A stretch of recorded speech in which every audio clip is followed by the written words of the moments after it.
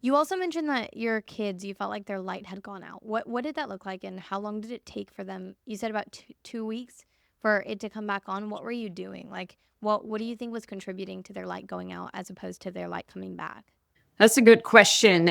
Some of the red flags that we saw, and what I kind of felt like was the where their light was going out was I think there's always, I want to say there's always a normal adjustment a period, and I had seen that. I also taught. I was a preschool teacher for a long time, so I see kids kind of in that first couple of weeks. There's an adjustment period, so I'm very well aware of that. And so when we first started school, we had done 3 years of preschool and a year of kindergarten, like I had mentioned, and so I'd gone through those adjustment stages, but this time, the adjustment stage was like way more dramatic. They would come home or actually, it wasn't as much coming home to go to school. They were just in tears almost every single morning.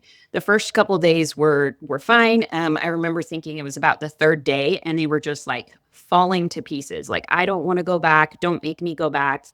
And I was like, it's okay. Like, it's for us, I just kind of thought at that time it was the longer days, right? They were going from just a couple of, 4 years of a pattern of just short school days. And so the days were really long for them. So I thought, okay, it's probably just that you're having a really long day and you're tired, and we're doing this every time, right? And it just never stopped. And we got into mid-October, and I was like, this is far too long to be going through this stuff. And they started throwing tantrums that I hadn't seen them do in like years, like, like toddler tantrums. And Hmm. my degree's in family life education. So I have a lot of experience in human development. And I also have experience working with trauma kids.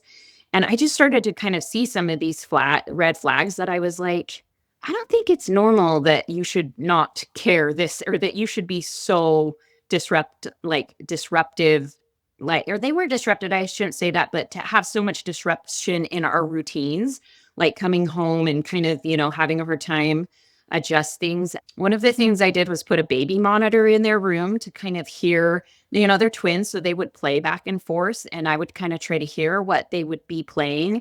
And I just kind of felt like when they were responding to some of the things that they were talking about that was happening in the classroom, I was like, I don't know if this feels like a very good environment. And my girls, one way that kids express themselves is, at that age, they were 6 years old, they can't verbalize a lot of the time their own feelings, right? And so you kind of have to look for some of these other behavioral signs like crying or tantrums that is completely out of normal. Like, it's not their normal behavior, right? Hmm. So some of these straight things are to stay. But another thing is, like I said, play. You can listen to their play. The other thing is to provide like art opportunities. A lot of the times kids might draw themselves like in a situation or something. And in fact, my daughter, I keep it posted nearby, but she was drawing, like, she was actually, I was sitting right here at this desk, and she was sitting right next to me, and she was drawing this picture, and I looked over, it was evening, and she was just bawling her eyes out. And I was like, oh my gosh, what is wrong? And she's drawing this picture,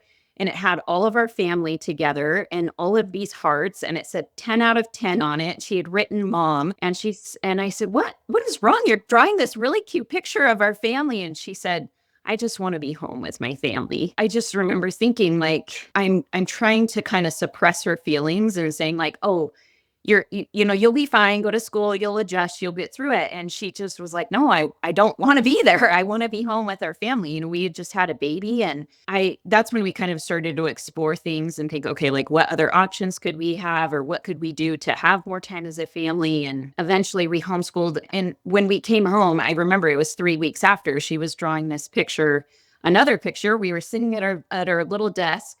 Our schoolroom didn't look like this yet, but we were sitting at a desk that I had pulled out. It was dirty. It was in the garage. I just pulled off a cardboard box, or a cardboard table or is that what it's called? Not card. Yeah, cardboard table, card table. You know what I mean? Like a Yeah, card lifetime table. table. So I just pulled it off, and we were doing school on it, and she drew this other picture, and it was snowing outside, but she drew herself in this little like red dress, and she didn't say it was herself, but she says the girl in this picture is so happy, and she's got snow and flowers in it. And I said, why is she happy? Why is this little girl happy? And she says, because she knows that she's loved.